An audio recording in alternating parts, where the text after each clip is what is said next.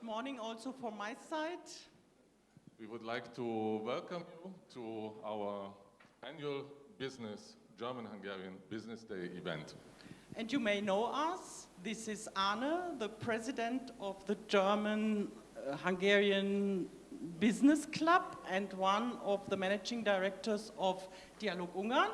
Yes, and this is Marie-Therese Thiell, my partner and co-managing director of DialogUngarn, and she is responsible in the German club for our female business affairs.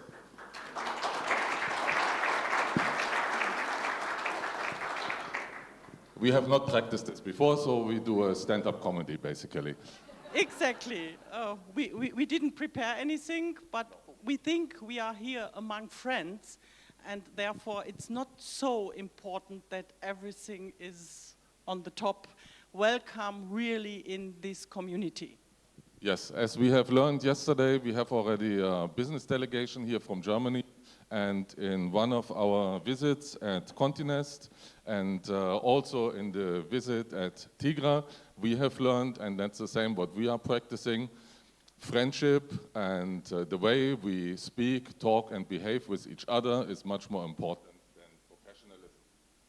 Exactly, and yesterday we had a great day with a dinner tonight. Most of our panelists joined that. It was really a pleasure to us, and now today we have a little bit to work. Yes, but we still try our best, and most of you know us already for years, so we keep everybody basically as our friends. Exactly, and now we have to announce our co-organizer, the representative of our co-organizer this year, because it's the first time that we are doing it with the Hungarian Investment Promotion Agency together. And as mostly Zsuzsa and myself did the preparation in cooperation with you, at this stage I would like to give a big thank you to Martina, Fadi, János, and who else is here for this really good cooperation in preparing this conference. All you know, it's not like this. We started in November and it's really great. Thank you for this cooperation, and we hope that we have a successful day today. So. Yes, thank you. And one last word, a warm welcome, please, from those who are living here to our guests from Germany. You will meet them throughout the day. Please make them welcome and convince them to invest in Hungary. And we have to say welcome to our digital guests, because this conference is streamed online. So therefore, please, in all schedule, we have to be in time. So warm welcome. Please join us until 1 o'clock, and you will not miss anything. Thank you. And now, please, István, as our co-organizer, please give the welcome speech.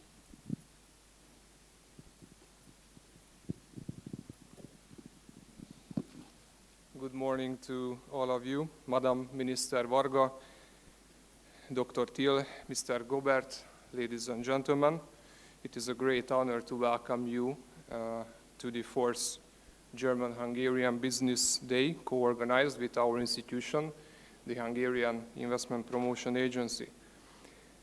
Let me express our appreciation to DialogUngarn for their continued efforts to deepen the German-Hungarian business dialogue. Vielen Dank, Marie und Arne. The theme of our gathering today, Bridging Markets, How German-Hungarian Business Relations Create Value, could not be more timely. Only a few days have passed since Germany's 10th post-war chancellor and his cabinet have taken office. We sincerely hope that the policies of the new German federal government will help to get growth back on track in Europe's largest economy. We trust that the new administration in Berlin will pursue an industry and business-friendly agenda. This is essential because we all need a strong Germany to increase the competitiveness of Europe and to further deepen our bilateral economic relations. What we need is a strong and forward-looking German economic policy that rejects any mindset suggesting that the best car is the one that is never built. The German investor community has been keen on our country for many decades, and Germany is also our #1 trading partner. Bilateral trade reached a record high in 23, exceeding 70 billion euros. In 24, however, the volume declined to 67 billion euros. We have also seen cases where production sites were closed in Germany just to relocate them to Central Europe. In this regard, we would like to make it clear that we do not wish for German companies to expand in Hungary instead of Germany, but alongside their operations. We see Hungary as a strategic economic partner to Germany, not a replacement, but part of a shared growth strategy. For HIPA, 24 was another outstanding year. Investment capital inflow into the Hungarian economy exceeded the 10 billion euros mark for the second year in a row.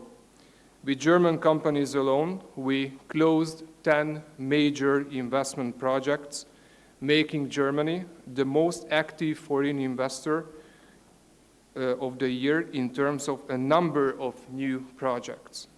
Between 2014 and 2024, we supported more than 300 German-linked investment decisions worth a combined volume of approximately 18 billion euros.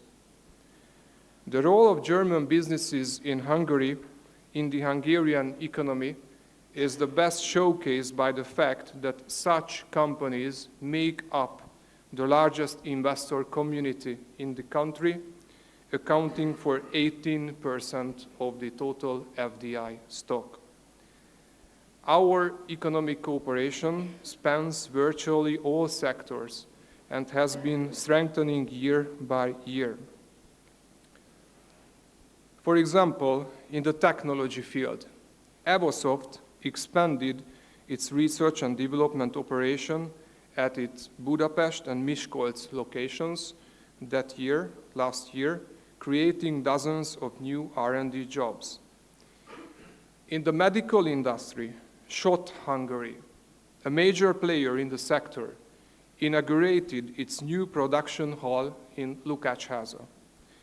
In the sector of business service centers, which is one of the fastest growing fields in high added value creation, the presence of our German partners has been continuously strengthening as well. One of the most recent examples is that the Costa Group has chosen Budapest as the location for their central hub for global business services. All these examples clearly show that German companies thrive and prosper here in Hungary. They find a business-friendly environment, a talented workforce, and agile and supportive governmental institutions that help them grow. They invest, reinvest, and expand, and we at HIPA are their partner at every step of the way. We have built a solid foundation, and we are ready to take our economy to the next level through new frameworks and new alliances.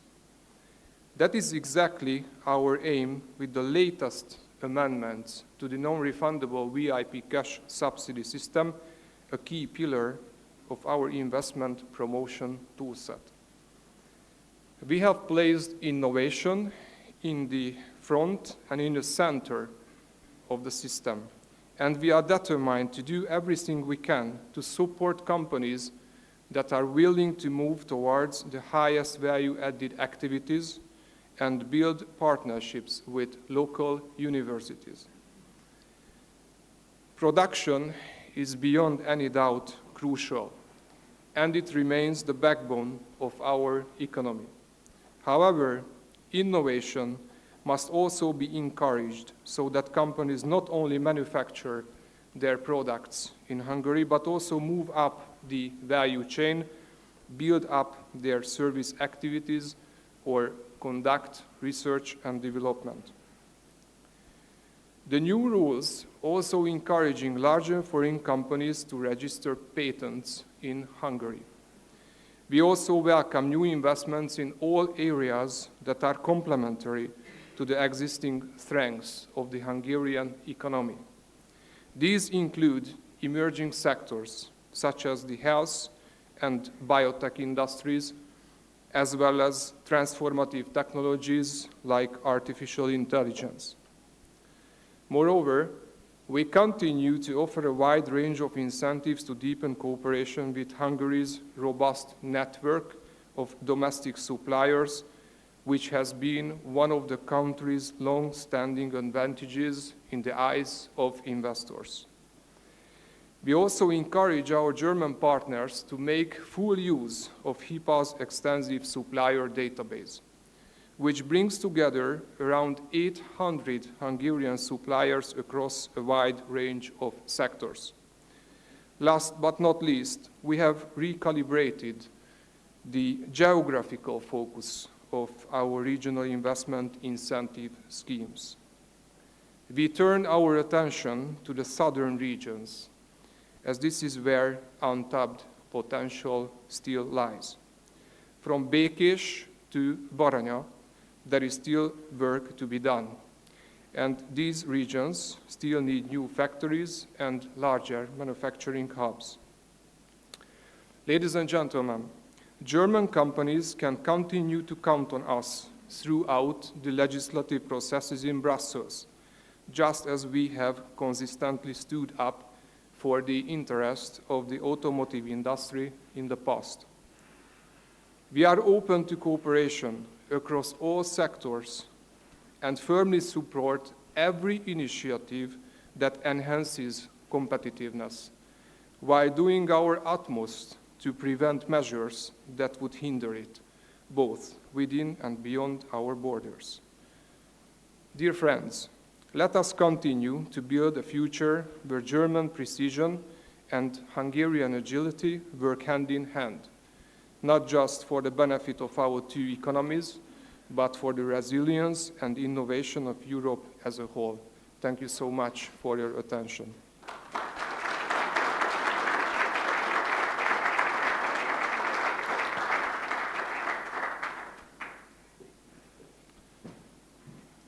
Thank you, István, for that great speech. And I think we can see there is still a very strong and reliable relationship between Germany and Hungary. Germany is an important partner to Hungary, and we are standing at your side, and we see new investments coming. I think those are all good news for Hungary and for Germany as well. And this is a success story, and I think we will hear many of those success stories during the day in our two panels to come.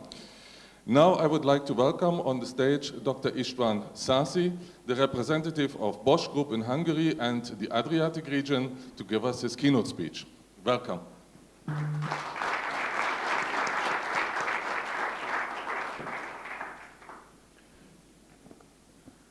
Good morning, everybody, and thank you very much for this kind invitation. Me, as a representative of Bosch, we talked about a lot, for sure. So what is the strategy in Hungary in terms of FDI? But I think I would like to go further and give a short insight how we can imagine kind of collaboration in the ecosystem. And I would like to also show a tangible example what we are doing as Bosch, not only in Hungary, but also in the region.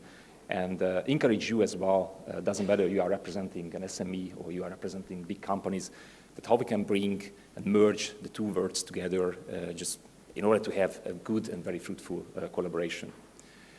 The title of my presentation, what I gave, is the recipe of successful collaboration. And it's nothing else, just talk about the ecosystem. And talking about the ecosystem, it's something which is not new. It's not invented by Bosch. But I think just looking at the tangible measures and results, what we are doing, I think that's basically the secret, kind of secret in a bracket. Usually the people who are representing big companies, they bringing up a lot of numbers, facts and figures, and most of the people, if they leave this conference, cannot remember, what is basically the achievement of the company.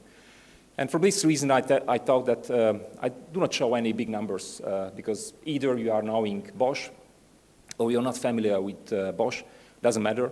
So what I would like to show you basically what we are doing here in Hungary, it's nothing else just 3% of the 3% contribution to the Hungarian GDP. This is what we are doing country-wise in production plants, in engineering center, and this is, I think, a very significant contribution in Hungary.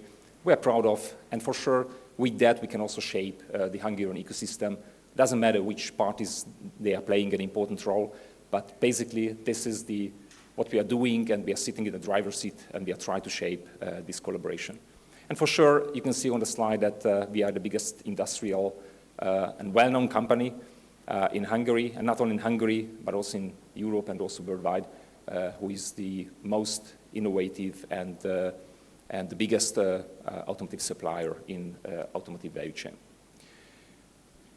What I would like to show next, basically, so what are the USPs for Bosch Hungary? So these are the puzzle pieces usually we are showing to the upper management. They are visiting us in Hungary, in Budapest. And I would like to show you and just highlight and pick up some very important highlights here and very important facts and figures. I would like to emphasize two of them, at least two of them, which is basically in Hungary we have 3,400 R&D engineers who are acting and working in the field of automotive engineering. So with that, we are the biggest engineering center, not only in Europe, but also worldwide. If you look at the Bosch structure, then after Germany, which is always the headquarters for sure, after Germany, we are the biggest engineering center here in Europe. And in the worldwide ranking, I can tell you also that the only country who is bigger than, when it comes to the R&D associates, who is bigger than Hungary, is India. So we have more R&D associates than the US organization within the Bosch world. We have more R&D associates than the Chinese organization itself. For sure, the total number of headcounts, it's something different, so they do have more associates. But when it comes to the value-added jobs, when it comes to the value-added activities and projects, then we can proudly say that basically we have a very significant role and position, not only in Hungary, but also in Europe and also worldwide within the Bosch structure. The second favorite topic of mine is nothing else just, especially when it comes to the R&D center, then you have to somehow catch and make it tangible what is the innovation power. And there is one KPI, which is nothing else just count the number of patents one engineering center can file and can submit.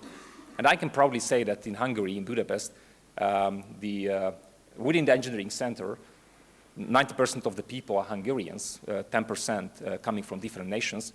So we are filing 4 patents per week, every single week. So with that, basically today is Friday, so we close the week, and I can probably say that my colleagues who are acting and working in R&D field, they filed already 4 patents. You can ask me that whether I'm satisfied with that, not at all, for sure. So I would like to increase this number of statistics. I can tell you that what is the innovation power of Bosch globally. This is nothing else, just each and every 20 minutes we are filing 1 patent. So that's the innovation power of Bosch, and that's a legacy we have within the Bosch structure. So basically we have to increase and show also within the Bosch structure that Hungary is a very innovative structure and organization, and for sure with that we can also contribute a lot to the Hungarian GDP and also to the Hungarian innovation culture.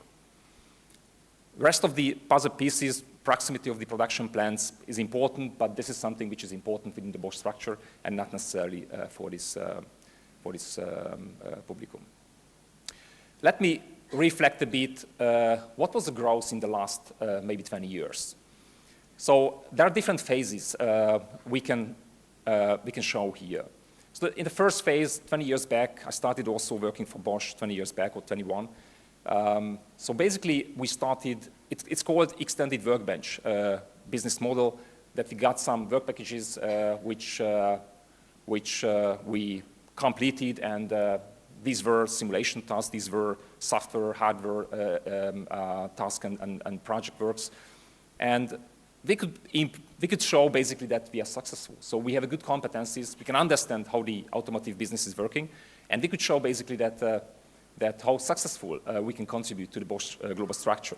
In the second and the third phase, we increase the volume of those projects, and for sure the intention, for sure the kind of need and wish from us was always to take over more and more responsibility, which could be customer responsibilities, which could be any project responsibility, regional responsibility, because that shows basically the maturity level of such an organization. And this is what we could basically show also within the Bosch structure, that yes, so we deserved, so we are good, we have the good competencies, and for sure we can grow further on, and we can take over more and more responsibility. Today, we are at the discussion taking over P&L responsibility, which is a profit and loss responsibility, which is something unique. I mean, looking at, I'm pretty much familiar with the automotive industry in Hungary, looking at this kind of maturity level, also in case of competitors who are acting in Hungary, and also case of OEMs. I think staying at the stage today and telling you that, yes, as a Bosch representative, we are discussing quite a lot with the headquarters to taking over P&L responsibility, to transfer something from Germany to Hungary. This is something unique, I think. This is something unique, which is not only talking about the FDI volume, but this is something unique talking about the position of such a company, the position of the Hungarian people, the position of the Hungarian leaders who are leading this organization. That was basically the past. You might heard a lot of visions, so I don't want to bore you. What is my vision? But that was my vision in 2018. I came back from Germany, spent 8 years in Germany. And I said, together we become an innovative technological partner in our ecosystem. And all words are important, but I would like to highlight one of them, which is the ecosystem itself. And this is my favorite one, who knows me, that usually I'm talking about the ecosystem, and not only talking about the ecosystem, but basically I want to show you that what I interpret under the ecosystem and how we shape the ecosystem. And basically, that's going to be the focus in my presentation today. What are the success factors to have a successful ecosystem? Don't get me wrong, so I won't present everything here because I do not have too much time. I won't address the leadership, but it's obvious, this is important. Just have major leaders who are able to have the soft skills, the communication skills, and all those skills what we need to lead big organizations. We need the competencies, right? We need skilled people who understand basically how the automotive industry is working, who understand what the customers would like to have, what are the pain points of them. So all those business topics. The third one is the infrastructure. I'm not only talking about the internal infrastructure, which is important. So with FDI, for sure, we have been also supported by the HIPAA in the last 10, 20 years, just setting up and building up basically the own infrastructure, which is the building, which is anything else, the production plants. It's important. But I want to talk about basically the external infrastructure, because that infrastructure, so this kind of proving ground which is located in Zolazon, that helps us basically to bring the automotive key players together, just to have the common language, just to have the common infrastructure, the fundament, what we can use basically to be successful in the ecosystem. That's very important, that's crucial. I can tell you the Bosch does have such a proving ground or similar proving ground in Boxberg. You might be familiar with that. But it's not comparable because that's bigger. So basically, I'm also telling my Bosch colleagues that what we have here in Zolazon, and unfortunately, Professor Topolkovich is not here, but was invited and he planned also to come. And I would say that he would be very happy just looking at this slide and hearing my words in this regard. Because basically, I know the maturity level, the operation, the working is not so high. But I think that's a very crucial infrastructure which helps us in Hungary to bring the automotive key players together, including also the suppliers, and just having the same fundament and trying to discuss the common topics which we could do and manage in Hungary. What was the model in the past? So we heard also from István that, yes, FDI is important. So that was basically in the last 20 years. So we were concentrating on the FDI, which we have to, obviously we have to say and we have to admit that that helped us to create infrastructure. That's kind of investment. That helped us to make technological transfer. For sure, reflecting back 20 years, that was not obvious to find real hardcore automotive engineers in Hungary. So in the last 20 years, we could basically reach not only within the Bosch structure, but also within the automotive segment, that we have people who do have a good understanding, so how the automotive industry is working. And that's helped, or that was thanks to this FDI strategy. So we have skilled people, we have the technologies, we have technologies in the production plants, which called Industrial 4.0. So we are pretty much familiar. So we can compete also with German companies, we can compete also with American companies in terms of understanding, in terms of technology. So if somebody is visiting the US sites at Bosch or somewhere else, visit the customers, then we have the same language, what we can understand, what we can speak. And that's good, and we are proud of it. But it's not enough to talk about only the FDI. It's not enough to say that, okay, we could increase the FDI volume. It's good. But the question is what we can do. What is required now? Obvious answer, I said also in the first couple of sentences of my speech, ecosystem thinking. Right? Thinking an ecosystem. But we have to understand, what does it mean? What does it mean? What is the roles of different players? How many players are included into the ecosystem? But before we are going and jumping into this topic, we have to understand why we need to think about ecosystem. Because you can say that, okay, it's ecosystem, it's a sexy word. I mean, everybody is using this word, everybody's coming and say ecosystem, ecosystem, ecosystem. If somebody is looking at my interviews, then okay, Szászi is talking about ecosystem. Somebody is understanding something in my interviews and can understand also why I'm talking about ecosystem. Just let me give some examples why I'm talking about ecosystem. First of all, let me start with the megatrends. These are the automotive megatrends. Nothing new. Doesn't matter which company you're working for. You could work for big companies. You could work for small SMEs. Electrification. Electrification is megatrend. For sure, why megatrend? Because we have some solutions. We have, for sure, powertrain, electrical powertrain, but there are some challenges. Still some challenges which haven't been solved so far. So we have to really work hardly on those topics. Automation. Formerly we said autonomous driving. So this is, which is, especially for the young people, but also for my age, it's very attractive, very sexy. Just imagine when we can have the first autonomous driving car on the street. My answer is yes, we do have already, right? So I can maybe, I can tell you that it depends which level we are talking about. If you are talking about the level 5, for sure, we do not have the level 5 vehicles. If you talk about the level up to level 4, maybe up to level 3, we do have already on the streets. But anyway, there are a lot of challenges. So we have to solve those challenges, and these are very complex megatrends. Just reflecting back in the past, maybe 20 years back, the Bosch was always able to innovate everything, products, systems, solutions on their own competencies. That is the legacy of Bosch in the last 138 years. But giving answers to those megatrends, it's not so easy. So it's not enough to say that, okay, the Bosch, as one of the most innovative supplier, can solve all those issues. It's not enough. Sorry, I don't want to frustrate the OEMs who are representing. Maybe there are some OEMs representatives here, but OEMs is also not able to, are not able to solve those issues on their own. So we have to create an alliance. We have to create collaboration, because these are very, very complex megatrends, and the situation has changed in the past, and for sure this is kind of paradigm change, and we have to create alliances.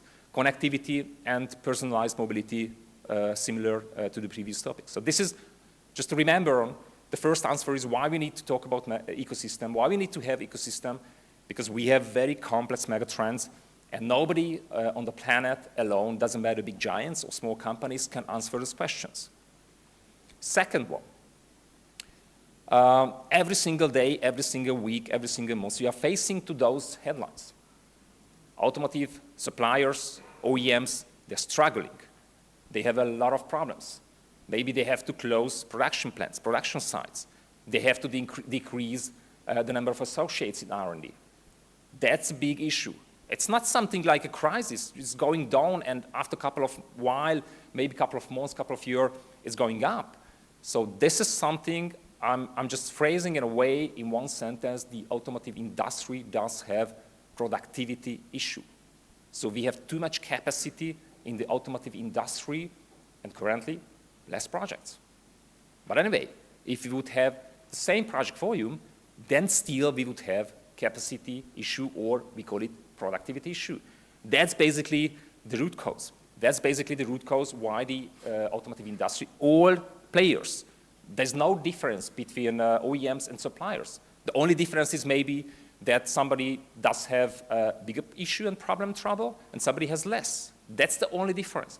But everybody's suffering. If somebody's asking me, how are you, István? I'm saying, you know, in the joke, you want from me a short answer? Then yes, or good. If you want from me a longer answer, not so good. You know, that's a problem. So second one, again, why we talk about ecosystem, because we have those issues, we have some struggle in automotive industry. The third one is my favorite one. Those who are familiar with the Porsche brand itself, which is a very favorite brand of mine, you can see the Show Me SU7. If you look at the first point, then you can see basically somebody who's not an expert, same chassis, the same carrosserie, the same shape, you know. I've seen a couple of weeks back one car on the street in Budapest. And at the first time I say, okay, this is a Porsche Taycan. But I was approaching and getting closer and closer to this car, and I could realize it's not a Porsche Taycan, it's a Show Me SU7. But looking at what are the differences. First of all, let's start with technical KPIs. If you look at the powertrain, then you can say that, and high speed, the top speed, you can see the acceleration up to 100 kilometers per hour. If you see the level 2 autonomous driving system or other systems, you can see everything that it's in all KPIs, in all technical parameters. The Show Me SU7 is better than the Porsche Taycan. This is a bad news, at least for Porsche.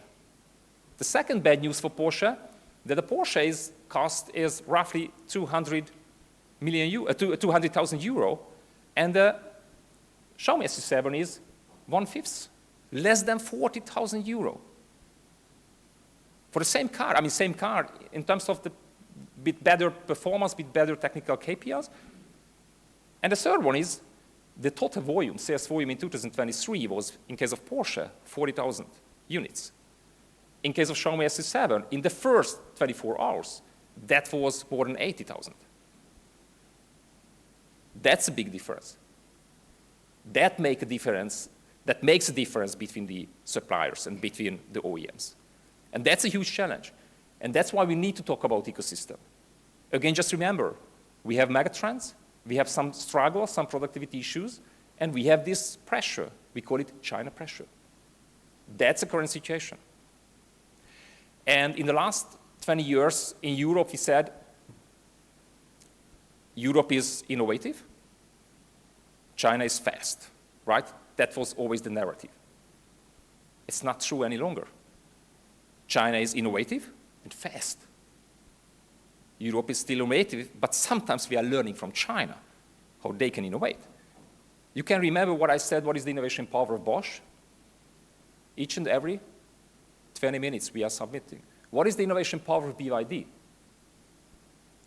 Each and every 10 minutes they are filing one patent.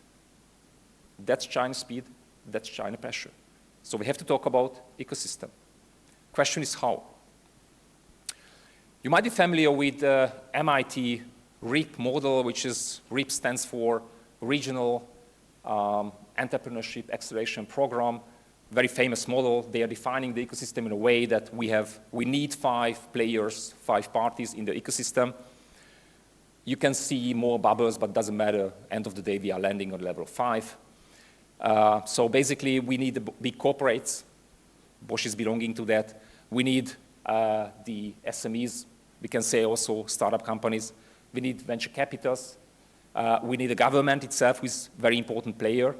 And we need academia and universities. So these are the 5 players, basically, who are playing an important role in the ecosystem. That's the second phase. Just to understand, going into the details, how they should act together. I brought up today for you 2 tangible examples. But before I'm jumping into these examples, I'm just showing you, on the left-hand side, you can see kind of internal Bosch ecosystem. On the right-hand side, you can see a kind of external ecosystem. I know that at the end of the day, we talk about one ecosystem, but consciously, we are discussing and we are talking about the internal ecosystem as well. Why? Because the Bosch itself is a big organization, so we could also define the internal ecosystem when it comes to the production plants, when it comes to the R&D locations, when it comes to the internal. We have also Robert Bosch Venture Capital, so basically we have everything in the ecosystem what we need. We do not have Bosch University, but we have research, corporate research, so we could define basically the players who are playing an important role in the ecosystem within the Bosch structure. But anyway, I do not have time today to talk about the internal ecosystem. I just want to highlight you the external ecosystem. You can see on the right-hand side of this slide the boxes which show you what are the dimensions of the collaboration. We can collaborate with each other because we have a problem, we have an issue to be solved, but we do not have any solution for that. Right? So we are looking for somebody, could be a SME, could be a big company, could be a university. We are looking for somebody who could solve those issues. That's the first dimension of the collaboration. We could also have the need for the collaboration to develop new solutions, which is not available today. It's not existing today. That's also a kind of very internal motivation or need for the collaboration. We can see also other boxes. We could have new business model and defining new business model, finding or figuring out new business models. That could be also kind of motivation of the collaboration. Let me highlight you, what about the first one, where we have a problem, we have an issue to be solved, but we do not have currently the solution for that. It's pretty much complicated and overcrowded. Don't worry, so I will guide you through.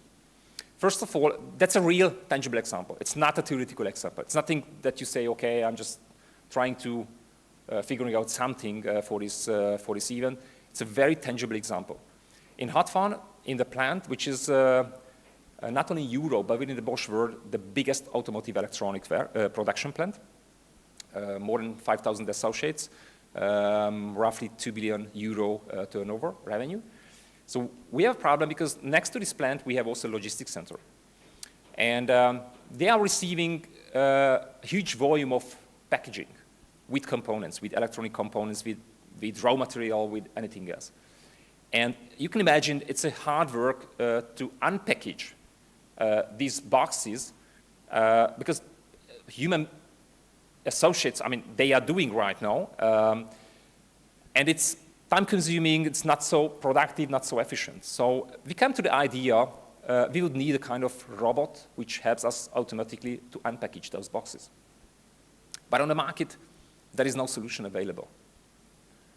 So we approached the ELTA, the AI, Industrial AI department, which is basically, if you allow me, I can tell our department at the university because we established this department at the ELTA. And we said, hey guys, this is the issue, this is the problem to be solved, so we would need a solution for that. Please help us. It's a kind of applied research. It's not a basic research, it's a kind of applied research.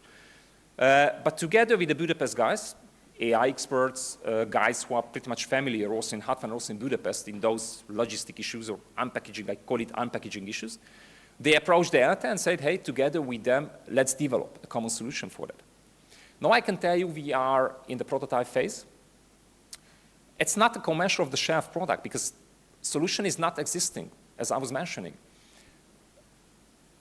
If I'm telling you the robot arms itself is existing, right, but there is no such a use case from the companies who are providing such a robot arms which can solve this issue.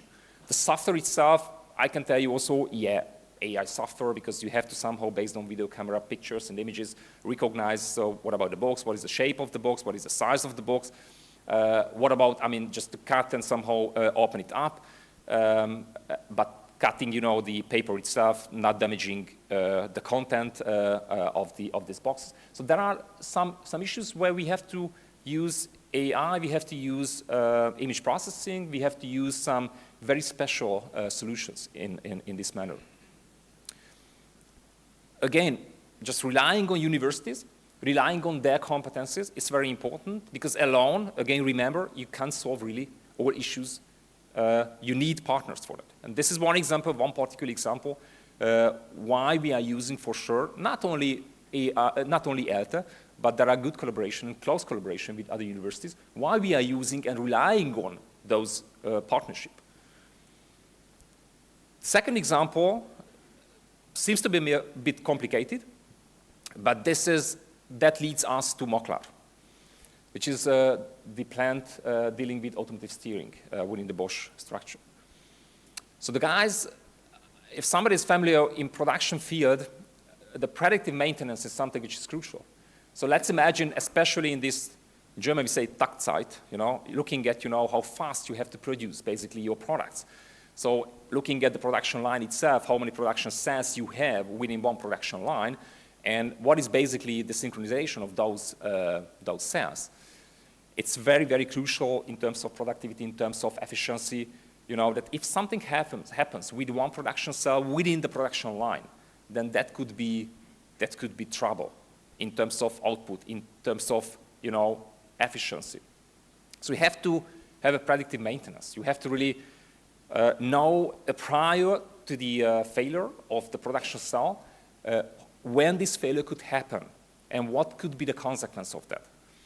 And these guys, I mean, that was the issue, that is the issue, that was the issue in the past. And they approached us in Budapest and say, hey guys, do you have any idea based on maybe AI, how can we have predictive maintenance? We said, well, I mean, there is no solution yet, but let's search and let's scout, let's make a scouting worldwide. And there is a well-known Deep Tech Alliance. This is kind of platform. They are bringing together the venture capitals, the startup companies, and the big companies as well. The big companies, it's kind of membership. The big companies are allowed to somehow submit the issues, and they are making a workshop, and they are inviting the startup companies who potentially could answer and solve those issues. And we are meeting each other. And what we are doing is nothing special, just coming together. There is a platform, there is an issue, and 20 startups, maybe 30 startups or 100 startups, they are registering themselves, and they are coming, hey, well, I could have a solution for that. This is what we did together with Deep Tech Alliance. Again, it's nothing secret, so you can also register yourself and pay membership. And basically, you find one startup company who is located in Sweden. The funny story is that startup company who is located in Sweden, the founder is a Hungarian one. And he was very happy with a Hungarian-based German company. We approached them, and we said to him, hey, look, I mean, we have this issue. You could have a solution for that. Solution is nothing else, just they do have a very high-resolution sensor cluster, including gyro sensor. Sorry if I'm too deep technically. You can also ask all the time. But I can also have deep dive. I can also cover the spectrum of those topics. So they do have a high-resolution sensor cluster, and they are measuring, especially in CNC machine, especially in robotic arms, they are measuring basically every single movement of this arm. And they are modeling also the physical hardware of that. And they are trying to predict, based on the measured signal, when the predictive maintenance should be happening and which failure could happen. And especially if the failure happens in an early phase of that, then they could predict what is the failure, and they can give the signal and warning to the maintenance guys. It's nothing special, but it's not so obvious. So they need to model the physical CNC machine or even the robotic arm. They have to build up the physical model. They have to measure the signal. They have to interpret the signals. They have to combine this physical model with AI database models. And based on that, they could figure out what happens and what will happen in the future, because that's predictive maintenance. That happens. So basically, we are in a pilot phase, and we have very promising results. So that shows that the guys in Maklar, they are also pretty much happy, because they could really see What will happen, again, not what happens now, what will happen maybe in 2 weeks, maybe in 2 months, in terms of potential failures or maintenance. Again, feedback this topic to Maklar, having the pilot project, and afterwards the scale-up is coming. Because that's very important, having such a solutions within the Bosch structure like us. You have to scale up to different production plants outside of Hungary maybe. That's important because we can take over within Bosch structure the leading role. We can also scale up and roll out those solutions towards China, towards North America, towards South America, and those production plants where we are active. That's very important. So we need to talk about ecosystem, and we have to define exactly those collaborations. You can see it's not only about the Bosch internal units. There are Bosch internal units like production plants, like internal ecosystem parties, but there are players like, in the previous example, Academia University, here Deep Tech Alliance, and also the startups. That's very important, because anyway, just solving all those issues on our own and based on our competencies, that would take too much time. And taking too much time, we are losing competitiveness. I know that sometimes it's good to talk about ecosystem, but I have to say honestly to you that the maturity level operating and working in the ecosystem is not so good in Hungary. Why? Because we have some, if you allow me, as a big friend of the ecosystem and kind of shaper of the ecosystem, I'm just expressing some expectations, what could be the expectation or maybe the roles of the SMEs, small mid-sized enterprises. We started discussing here, before we started this conference, there is a gap between the big companies and the small one. Small doesn't matter, relative, what is the small, but small companies like SMEs. Sometimes I perceive the discussion that, and this is why I'm talking about this, because this is crucial for the success of the ecosystem. So if you take these points, and the SMEs take these points and understand these points, and even they can improve themselves, then they can contribute a lot to the ecosystem. Value chain and value proposition. I know sometimes buzzwords, sometimes words with knowing, I mean, with meaning which is known, but people who are leading those SMEs and would like to work within the ecosystem, I'm not talking about the bilateral collaborations, just collaborating with big companies. They have to understand deeply what is the value chain. I'm acting as an SME. What is my position? And even what is my USP within the value chain? I'm just unique. I'm just telling something which is really competitive, which is really unique. What is my USP? That's very crucial, very important. Every SME who would like to work together with big companies should figure out these topics. But it's not enough to say this is my strategy. And this is my value proposition. This is the position in the value chain I'm acting and I'm positioning myself. Execution is something also very important. So you have to be able to execute those projects who will be or have been launched together with big companies. Sometimes execution is suffering. The people at the SMEs, they are not speaking the same language. They are not really familiar with those very professional project management tools or even with kind of mindset how they can execute in a professional way those projects. Market understanding, customer, who is my customer? What are my customer pain points? These are very important. Ability to, we put co-creation and collaboration. This is very co-creation. So doing something together, that's very important. Not having a silo thinking, I'm doing something on my own, I'm just delivering and be happy and viel Spaß. It's not enough. We have to say co-creation together with you as a partner. I would like to do something together. That's very important. And scalability, sustainable growth. These are important. I know you could say these are buzzwords, but sometimes, believe me, especially after this conference, people approaching me and asking, hey, how we can collaborate with each other. I'm just asking these very crucial and, I would say, simple questions. There are no answers for them. So it's very important. And just second, I know, one slide. Not anymore, not any longer. Role of universities. I just don't want to make any frustration in case of organizers. But role of universities, because I talked to the collaboration, or talked about the collaboration of universities. Sometimes more that change universities, there are some people who do have practical exam or practical experience with that, myself as well, because I'm also sitting at Oberda University. Strong technical competencies, it's important. We could say it's fine, I mean, check mark, yeah, it's not bad. Looking at the Hungarian universities, yeah, okay. Understand the dynamic and the behavior of the value chain. Yeah, we are suffering. The universities they do not understand the value chain. Even they do not, sorry. Maybe it's too hard, maybe it's hurting somebody. But sometimes if I'm asking them, what is the value chain? They come and they approach and I want to sell everything to you, István, as Bosch. Maybe this technology you can use, but no, you understand my value chain. No, not at all. And that's a big difference. So they have to understand, there are no generic solutions. There are no general technological solutions that I'm telling everywhere. To agriculture, to automotive industry, to airplane industry. There are no solutions like this. And be able to identify and work on real problems. Sometimes they got stuck on a level of differential equation. And they say, okay, with that, we solve this numerically, this differential equation. Yeah, but for what? What is my issue? What is my pain point?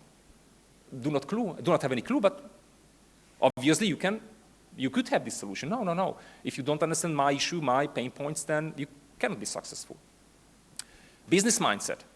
Communication, business mindset, project management, and soft skills, debate culture, leadership skills, EQ, and those topics. It's very important. So I know that sometimes I'm provoking the model change universities, sometimes I'm helping them, or sometimes both of them, but I would like to give them that, yes, they have to consider these points and they have to take these points seriously.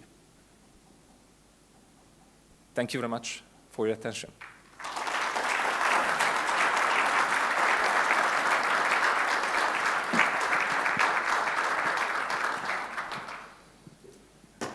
István, thank you so much.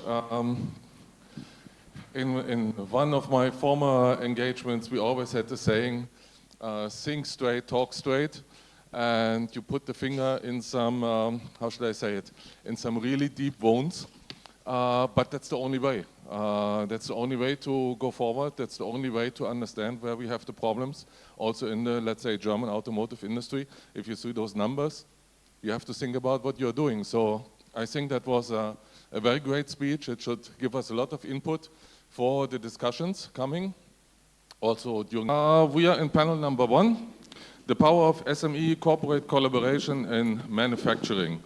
We would like here to cover certain parts of this discussion. We have 4 themes to cover: innovation and technology, collaboration models, challenges and solutions, ecosystem and policy.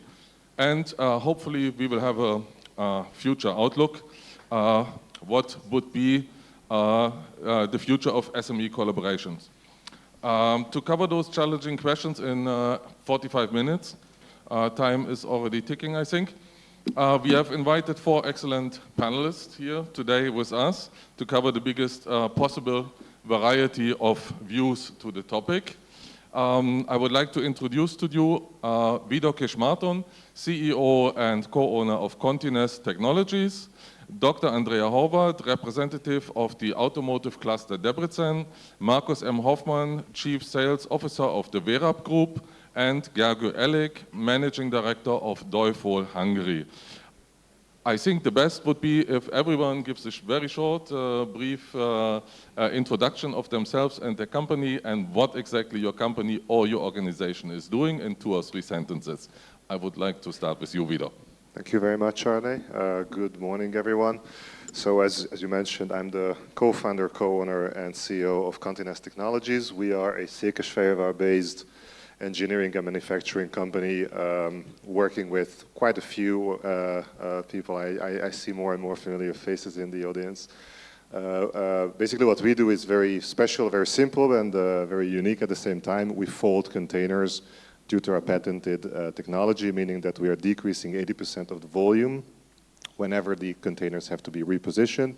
We're mainly acting on the temporary infrastructure market, but we're also making some steps towards the logistical market, global logistical market. We are active in 30 countries, as I mentioned, with a Székesfehérvár-based hub, but we already have a contract manufacturing partnership in North Carolina, in the United States, as well in Dubai. So that's in 2 sentences. Yes, and I can add to that. Yesterday we visited the factory, and I have proof. I stopped the time to build the box from the folded position up to the standing position with all walls, doors, and windows in. It took exactly, how much you guess?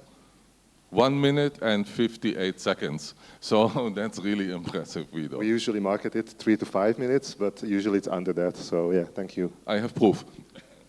Okay. Andrea, please tell us what the automotive cluster Debrecen is doing. A very warm welcome to everyone. Thank you very much for your kind invitation. Just a few words about myself. I myself am working at the university in Debrecen. My main domain is cultural management, and I'm helping German institutions in management, in innovation. And this is how the automotive cluster, the idea for this was born. We founded this last December, and I am the CEO of this, so this is my role in this panel discussion today here. We have visited you already recently in Debrecen. I think that is a very good development. You're also combining, of course, small and medium-sized companies and the big ones. So I think it's a very good strategy which you have chosen there in Debrecen. Markus, please give us a short description of yourself and the company. Thank you very much, Arne. Thank you for the invitation. Welcome to Budapest, dear ladies and gentlemen. My name is Markus Hoffmann. I, in the past, used to live in Hungary for 5 years. Currently, I'm the CSO of Werap Group. Werap Group is a company headquartered in Switzerland with sites in Slovakia, Serbia, Romania, and in Germany. Hopefully soon again in Hungary as well. And we are used to be, 20 years ago, typical what we heard from Bosch today, an extended workbench. But these times have long gone. So my company is developing electronics, inductive goods and cabling for industrial applications, for healthcare, like patient control systems. But we also do inductive goods, for example, for munition at Rheinmetall. So we are not just a production bench, we are also developing, we are integrating, and I think we are a valuable part of an ecosystem. And this is something which I will later on tell you more in detail. Thank you very much for having me. Thank you, Markus. And finally, Gergő, also located in Debrecen. Please give us a short introduction. Thank you. Thank you very much for the invitation. The Deufol Group, probably you haven't heard about this, but we are one of the market leaders of the industrial packing industry based in Germany. What the industrial packing means, I could simply say that everything which is big, heavy, unshaped, so everything that we have to pack and deliver from A to B, we are here for that. The Debrecen operation started in 2019, and since then our headcount growth is about 180%. So right now we have a relatively good scale of the SME size. But we will talk about later on that we don't believe that we are an SME anymore, but that's a topic later on. Thank you. Thank you so much. Going into the questions, I always go around through the panel. Vidor, I would like to start with you. How do SMEs contribute to technological innovation in manufacturing ecosystems? So I was yesterday, the day before yesterday, I was on another panel and about SMEs' role in innovation and everything. And I think it's very simple. SMEs need to survive, right? Especially in these days.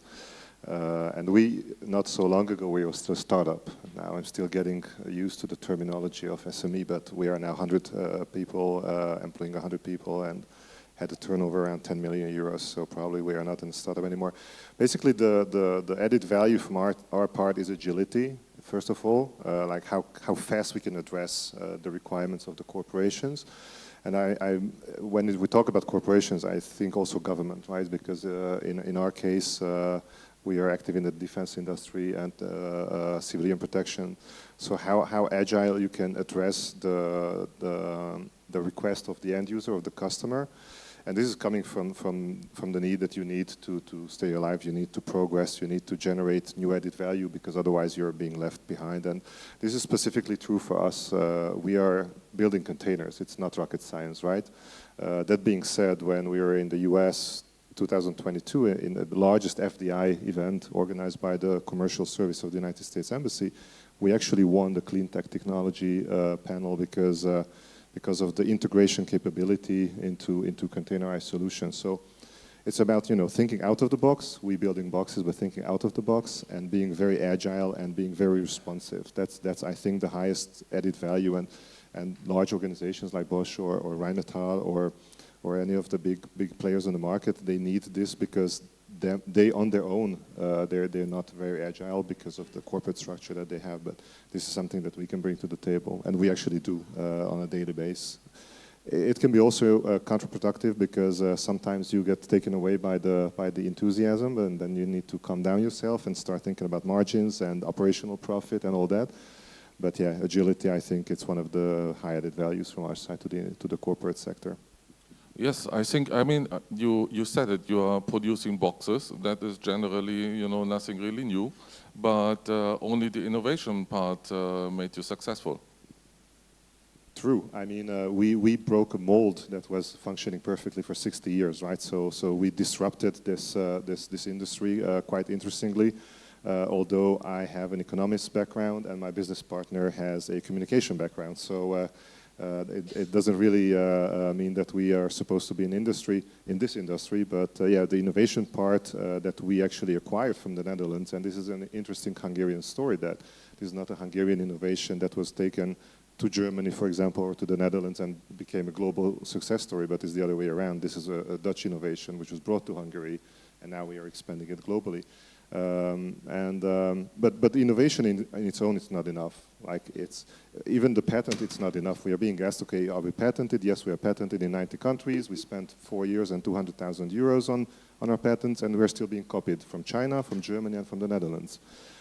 So it's the attitude, it's the can-do attitude, and it's this kind of survival instinct, which I don't know if it's Hungarian typical or it's more an SME or startup instinct, but yeah, it's innovation, and then, you know, go for it. Like no health measures, just 100% 2 feet on the gas pedal kind of approach.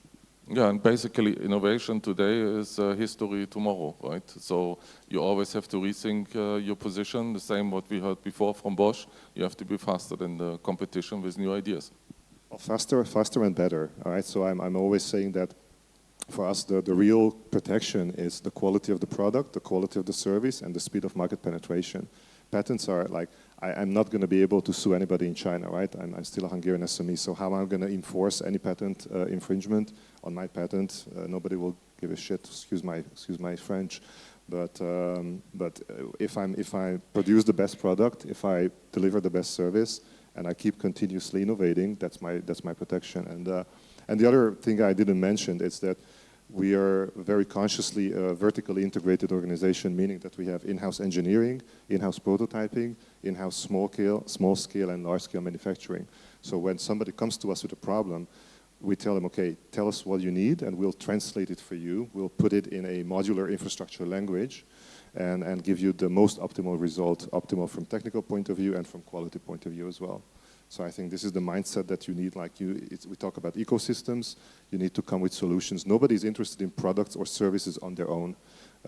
This is what we learned in the last 5 years. Everybody's looking for solutions. If you can be a one-stop solution, it's even better. But we'll go to the next question when we can address this. Okay, thank you so much. Andrea, what are some successful examples of joint product development between SMEs and corporates from your experience working with both? Talán számunkra for the Debrecen Automotive cluster. The joint product is creating the cluster itself, because in this cluster we have 10 companies, founding companies, from big corporates to smaller SMEs, and the university is our 10th member. So this cooperation itself is our first product, let's say, which was the result of the cooperation, which resulted in that we could be founded in December. So collaboration. As also, we have a member here in Hungary, panelist, member of our cluster. What was very important that, of course, everyone is dealing with his or her own production, but it was very important to find some common targets, to define some common goals that we want to reach with the big corporates and the SMEs. And one of the most important products is training, education development, and the first cluster was created within the Debrecen Automotive cluster, which is the dual education and developing and renewal of this. Why was this so important for us? Because our president, BMW, has a long history with this regard, dual education, dual training, so we can learn a lot from that, how young talents, students can be involved, how this training format can be renewed, but even the big corporates can learn a lot from the SMEs, and Gergő's companies, for example, very important, and their dual training system was presented to us, and how well motivation works and this common collaboration. And in Debrecen, the players from Asia is also very important, say Thiell and István. So they were very open they are at the state right now where they are about to start these dual education programs. We try to have a kind of unique education model, and this is an excellent format to develop this product together. But besides the dual training format, within this we try also to coordinate that this not so easy new generation, this Generation Z, who they are being said that they are not so motivated, but I'm careful with this because I myself have 3 children and from this generation. So the values, the corporate values are also being stressed and highlighted. So we have soft skill developments, we have a reform targeting high schools in Debrecen, and hopefully all cluster members will benefit from this. So in the framework of this, we have already started a new program. There is a teacher further training reform, so a mindset change we try to achieve when it comes to teachers on the basis of German examples, what it means, project attitude, critical thinking, argumentation skills, communication skills in a foreign language, because we see that even if the education in Hungary is developing, but still when the dual training begins, there are some deficiencies. So this is why we are concentrating right now in the cluster on these areas. Thank you. I believe you have seen more and more direct communication between your members, right?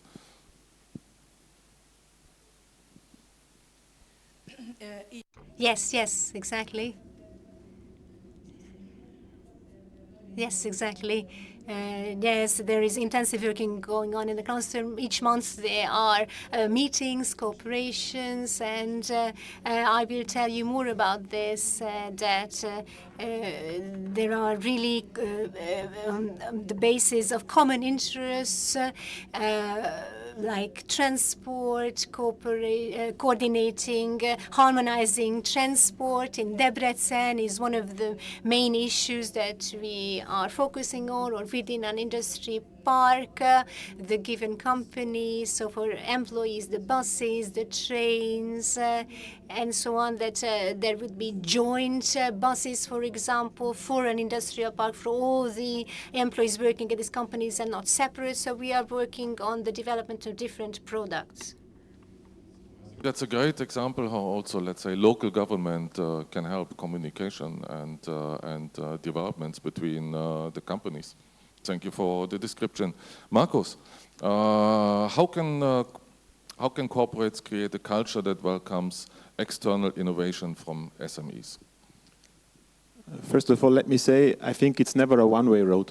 So I think both partners definitely in the end of the day have to work on that.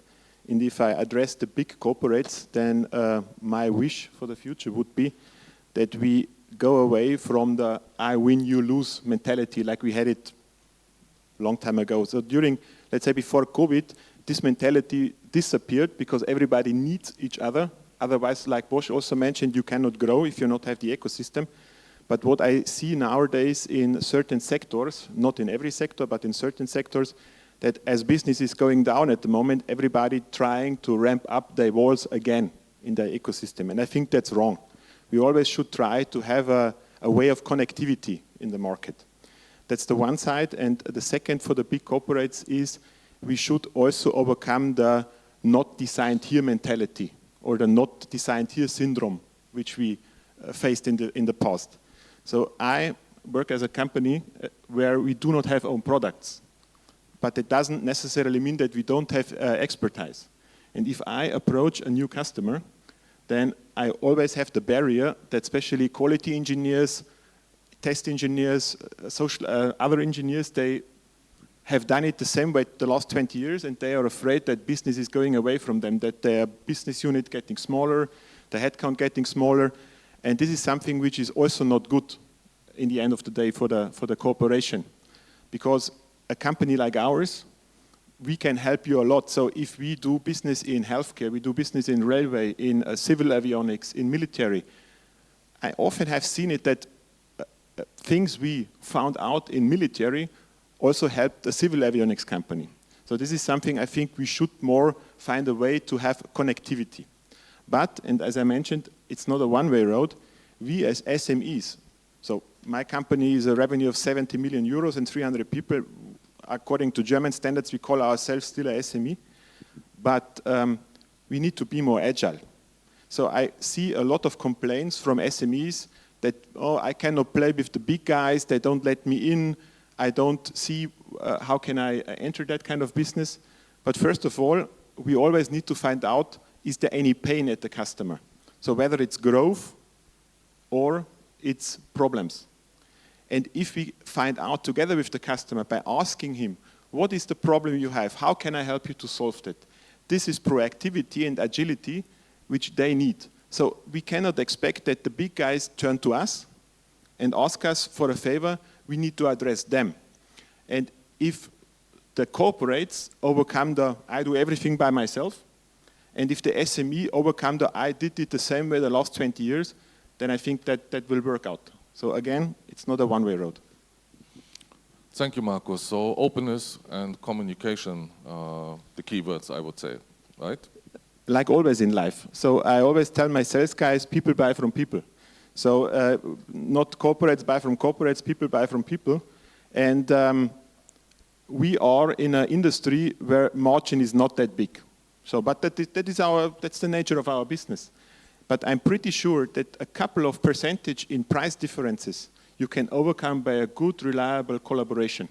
And I think that's important. And don't work as a SME with discounts and don't work with narrow-mindedness. Open up your mind and rather than give a discount, try to do upselling. I think that's one of the key messages. Thank you, Markus.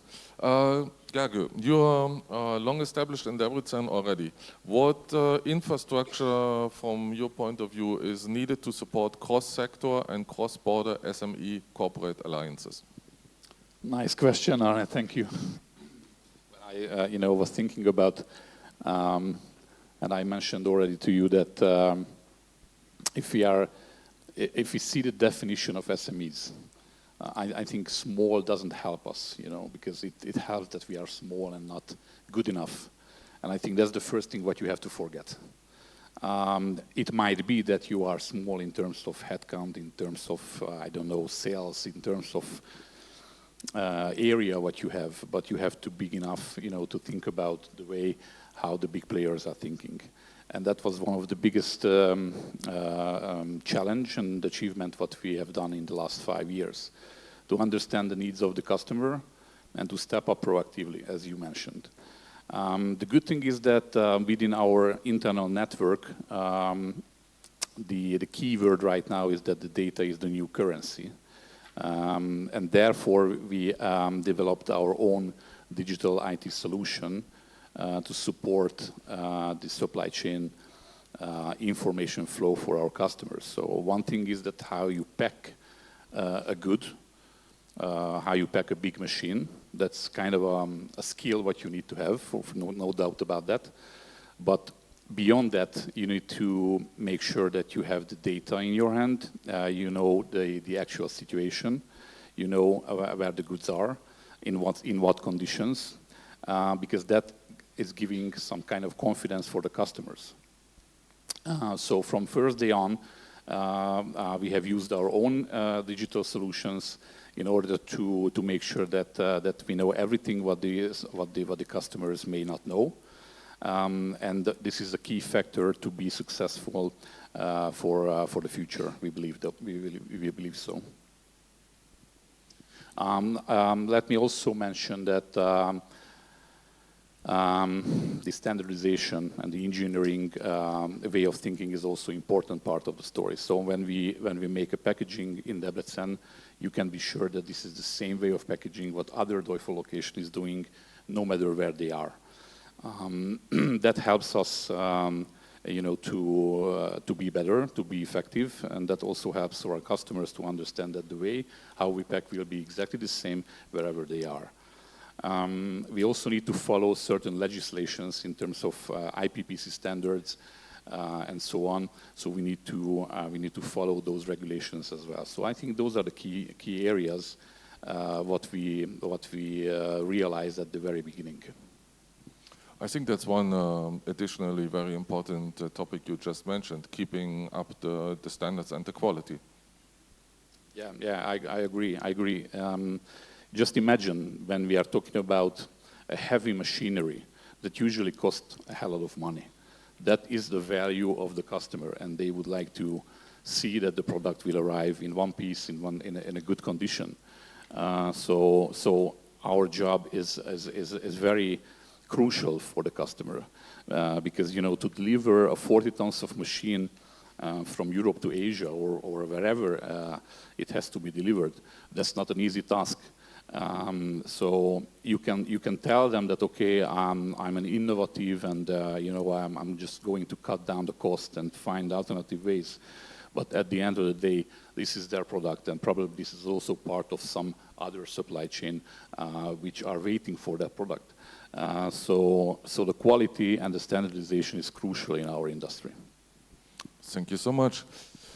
Let's go into round 2. I'm looking at the watch. We started late, so we can also finish late, right? So we don't want to cut this panel short. Okay, going into round 2, round 3. I'm not sure we will make it, but let's start with the second one. How will AI and, Vidor, for you the question, how will AI and automation impact SME-Corporate collaboration in the next 5 to 10 years? So the reason I'm smiling is because when I read this question, I was like, okay, I have no idea. That's the first thing came to my mind. But what is really interesting is that at Continest, you met our production manager yesterday. He's a 24-year-old guy who graduated from the Budapest Technical University this year, and who is definitely the generation of the next generation of managers, of SME or corporate managers, for whom the AI is just as normal as having Wi-Fi and power, right? So it's like part of their daily routine. So I asked Bence yesterday, okay, give me some input on this. Like, what's the good answer? And he was like, well, I asked ChatGPT about it. so this is the mentality that we need to start embracing. And I'm not a very high tech guy. I'm pretty much down to earth. I'm very practical, very pragmatical. But one more remark, and then I will try to focus on the question and the time pressure that we have is that I had a discussion about psychological processes and like going to therapy and all that. And I asked ChatGPT one very, very human and very personal question. And the answer that ChatGPT gave to me made me think about, do I need a therapist anymore? Like I have a free or 20 euros per month therapist on my phone, which I can use anywhere in the world. This question, I addressed it in Tokyo in a hotel room. But anyway, getting back to the main question. So reading through ChatGPT's answers, I can highlight two things that are definitely practical, and we've seen it in our own life. One is supply chain improvement. So us as an SME, we are quite struggling, with reaching out to suppliers, reaching out to raw material manufacturers. We talked about this issue also yesterday, like steel and other components or other raw materials. And many times when we give quotations to customers, I have the feeling that we screwed something up because I think that the cost of the product should be lower, but I don't have really any database to support this. It's more of a gut feeling, and this is where AI actually is already and will be able to provide more certainty and more precision and more speed. Like, how can you screen your suppliers? How can you screen for a certain product or a certain service on the global network? Right. That's the point of the AI. It's global. It's international. It doesn't matter what language are you using because ChatGPT is basically a language platform. This is where I see one of the big advantages from our point of view, and this I think translates into the corporate SME partnerships as well, because it's as Markus said, it is a two-way road all the time. So it's true for the corporates towards us, it's true for us towards the corporations. Then the other thing, it's also a personal experience that I'm facing today as an ongoing issue, is that I showed you yesterday the pictures from Saudi Arabia. We are currently building 1,060 square meter temporary infrastructure facility at 2,003 meter above sea level in Saudi Arabia, literally in the middle of nowhere. The customer is called NEOM. It is the largest property development project in the world. It is a semi-governmental project and company run by international management in a Saudi tax and law environment. So I think you cannot really mess it up more than this in any way. And for us as an SME, it's critical to get connected to these global projects and global enterprises. And we managed to get the contract. We managed to get the contract 1 year ago. And when we started implementing the project, we faced the compliance and all the legal issues that we had no idea that will come. And not legal issue in your sense, like how can you be compliant with rules and regulations that you're not aware of, you're getting aware of on site, and then this delays 24 hours, 72 hours on a 2-week deployment, right? So what I expect from the AI SME point of view, it's better understanding of frameworks, better understanding of how can you be compliant with certain very complex regulations, and how can you address these. So there is a lot more. ChatGPT gave me a lot of ideas what to look for, but I think supply chain and compliance and readiness to be able to handle complex issues and time saving. That's the other thing, like optimization. And it was very interesting. I talked to one guy from Croatia who was into AI in marketing. Like, how can you use AI in marketing? And he said one of his things that his workflow became so efficient that he has 1 free day now. And then I was like, okay, probably he's sailing or fishing one day on the Adriatic Sea. But he said, no, what I'm doing is I'm learning. So on this free day that I have, due to AI, I'm not going having beer with my friends. I'm learning what's the next thing that we need to prepare for. So this is a very interesting change of like how things are done and how things are going to be done due to this new beast that came into our everyday life. And I think instead of fighting it, this is an advice to myself. I'm trying to embrace it in a way that it, helps me also with my therapeutic questions. Thank you. And you just gave away 2 secrets right now. First, that you knew the question in advance. I completely deny that. And ChatGPT. But yes, coming back to it, I think, yes, ChatGPT, it's just the beginning, right? I mean, we will hear later from Laszlo, who just arrived, welcome, about AI. I think ChatGPT is just the beginning of the things we will see in the next 5-10 years. So let's say innovation, which was until now, let's say, done by our brains, will be maybe done by AI, right? I'm not an AI expert by any means. I'm never going to be one. But what I understand is that yes, ChatGPT is basically a language platform, right? So it gathers the data from the global databases and it translates in a way that I don't know how to pronounce it in English, but as ChatGPT thinks that it will please you in the best way.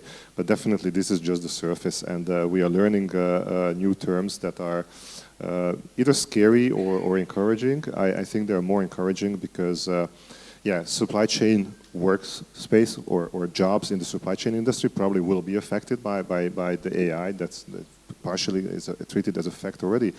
But those people will probably be able to do another job with high added value in some other industries. So I think that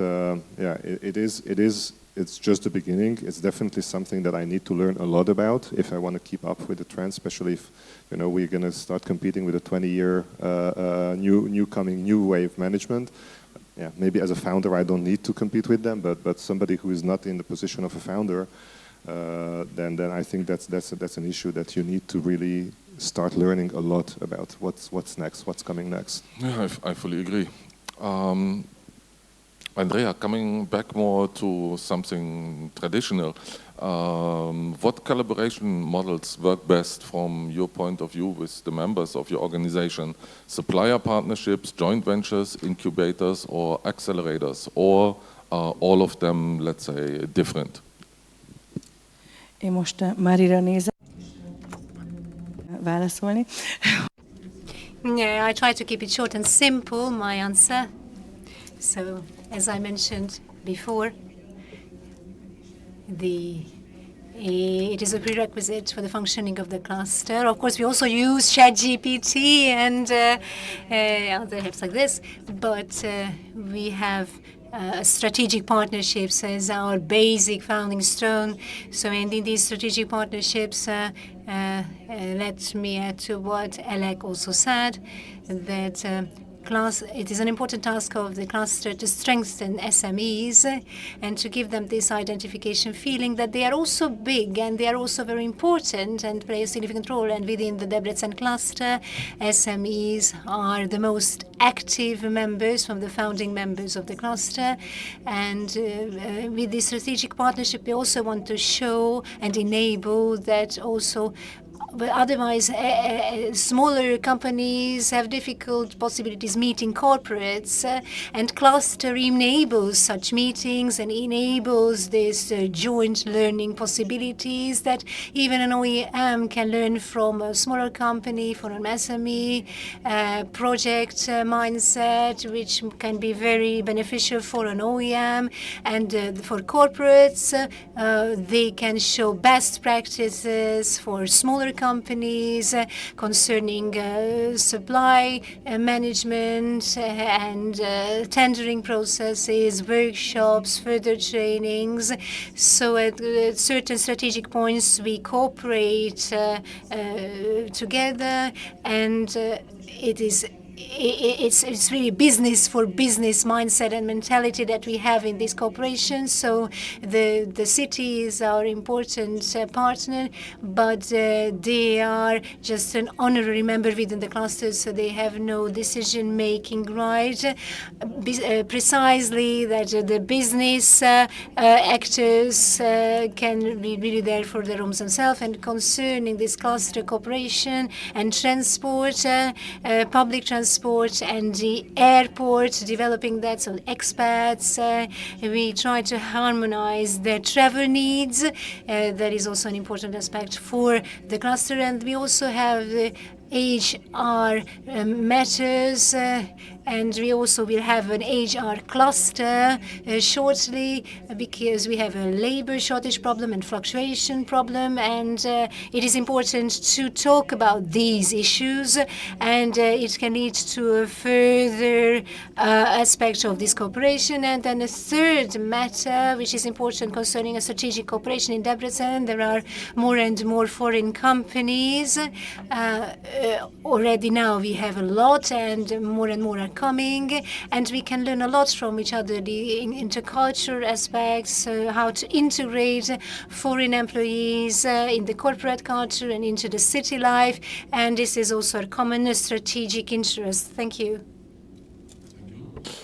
I would go, Markus, to you. You mentioned already you are not really having your own products. So what role do digital platforms play in the connection of SMEs and bigger corporates from your point of view? I think a big one. Let me share 2 examples with you I saw during my career around the globe. So one from the US, one from Israel. In the US, this kind of culture of platforms, working with platforms, this is already existing for a quite long time. So in the past, I worked with an accelerator called Plug and Play in the US. Maybe some of you already heard from these guys.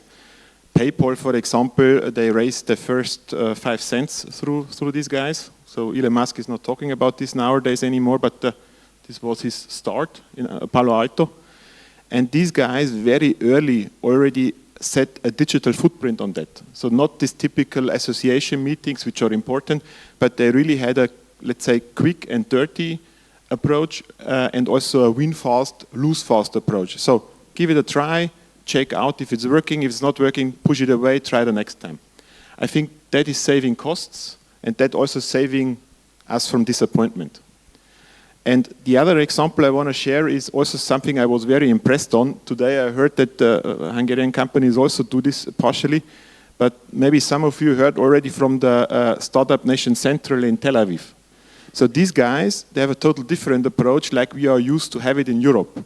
They're also using these digital platforms, but they put it around. So it's not that startups working on solutions and then pitch them to potential investors, but the investors, they're turning to this Startup Nation Center, they're pitching their problem, then they send all the startups back home, they're working on a potential solution and come up with an idea 6, 8, 10 weeks later. And again, you opt for digital platforms.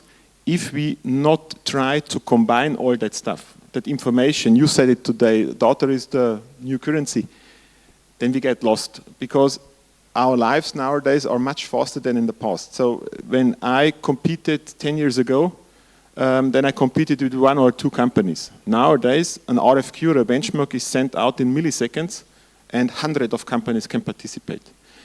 And if I just put it down on the costs of goods, that is not enough.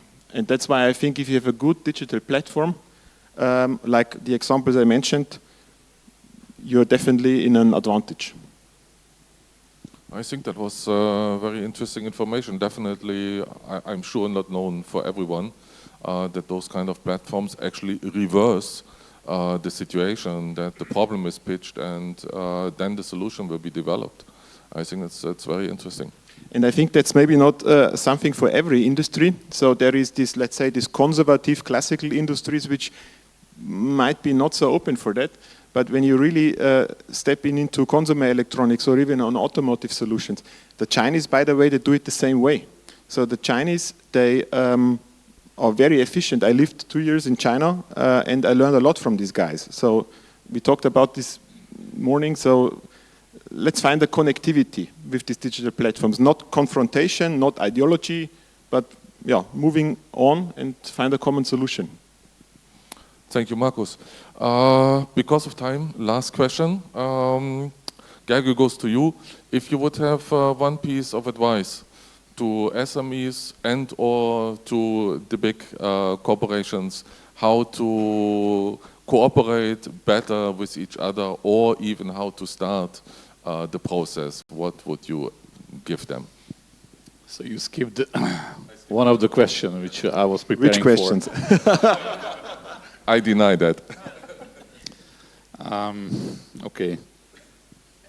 You want the other one? Yeah, because, you know, I had a short story, but yeah, I know. But I have to admit that I used to work for big tier 1, tier 2 suppliers for different kind of industries. Now I'm representing an SME, so I have some kind of broad experience, and I would like to stay in the middle. And I would like to walk out, you know, without the big players beat me.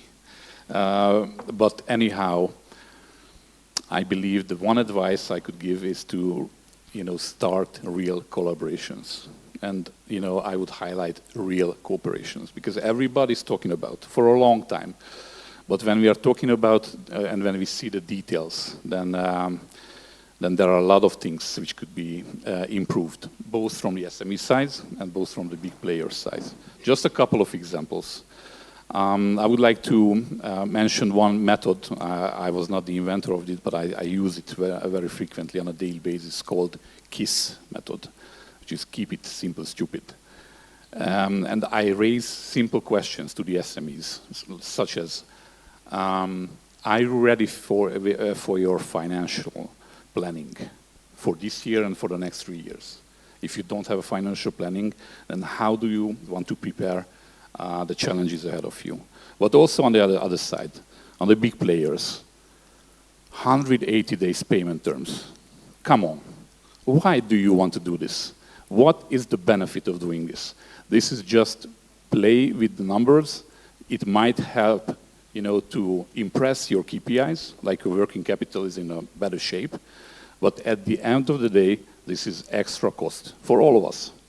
So such kind of simple things, I think, would help us to really understand what has to be done on the SME side, but also on the other side, what the big players can help for the SMEs to be better. Thank you so much. I think there's nothing more to add. I have a very long summary, which I would like to start now. No, I'm just joking. Thank you all for the participation, for the preparation, for your time. I think it was a very fruitful, interesting panel with a lot of aspects. We could continue this, of course. There are many more aspects we could cover. But for today, that's it. And thank you so much. Thank you very much.